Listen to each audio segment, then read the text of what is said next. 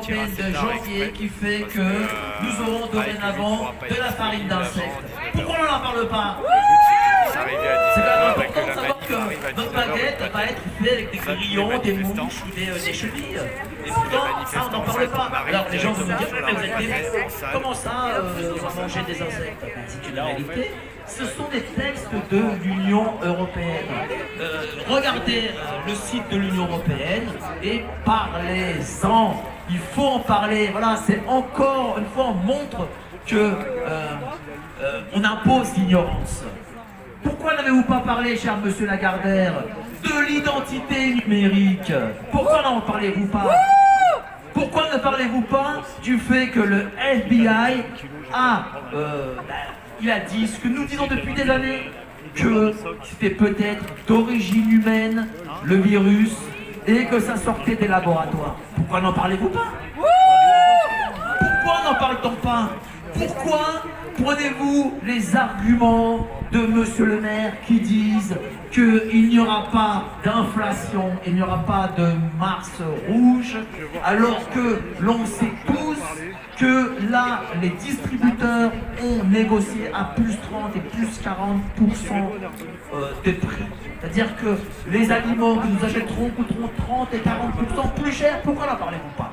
Évidemment, ça, les gens ne doivent pas savoir.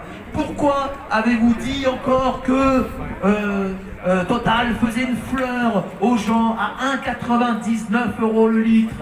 Mais rappelez-vous, vous êtes des gilets jaunes. À combien vous êtes-vous rebellés?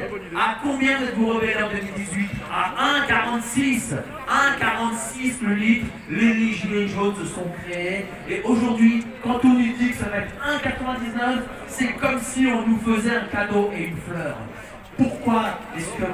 Lagardère, est-ce que ces journaux, Paris Match, JDD, Europe 1 n'en parlent pas? Les gens veulent savoir, les gens doivent savoir. Ils doivent savoir comment ils vont se faire manger par l'État. Et vous travaillez pour l'État parce que vous recevez de l'argent de l'État. Sachez que les journalistes ont droit à 7 500 € d'impôt, de crédit d'impôt. Et vous savez qui a voté pour continuer ce régime spécial journaliste? Eh bien évidemment la majorité En Marche. Mais LFI et la NUP ont voté pour que les journalistes puissent se faire des crédits d'impôt de 7 500 € par an. Est-ce que vous avez le droit à ces crédits d'impôt? Non, vous n'avez pas de crédit d'impôt. Mais les journalistes, à ne rien faire, à copier-coller, essentiellement des TPHP, ont le droit à ces crédits d'impôt. Pourquoi? C'est encore une injustice. Parce que, évidemment, les journalistes les victimes sont maquées avec le pouvoir. Pourquoi est-ce que les sociétés telles Paris Match, Europe 1, etc.